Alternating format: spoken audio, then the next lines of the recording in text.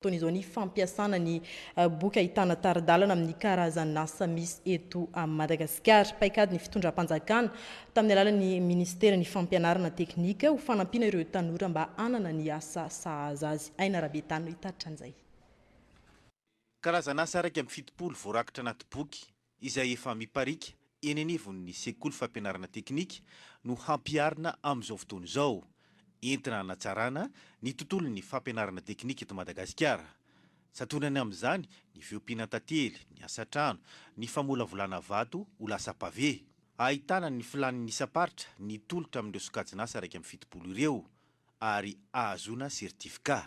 Afaka mamorona asa ho azy ireo tanora rehefa mahazo fiofanana. Nisy ireo vehivavy nofanina ohatra amin'ny fanjairana dia rehefa hita zany fa afaka tena manao an'izay fanjairana izay zareo dia misy partenaire manome anazy machine à coudre mba ahafahany zany s'installer amin'ny compteny manokana manokatra orinasa kely mba hanao asa zany eo anivon'ny fiarahamonina.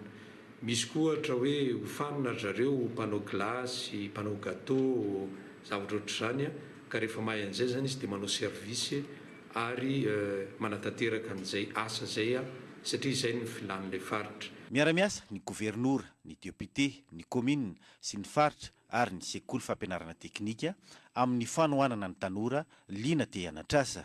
Ny ministeran'ny fampianarana teknika moa no tompona andraikitra voalohany amin'ny fampiroboroboana ny fampiarana ny mini référentiel amin'ireo sokajina asa ireo.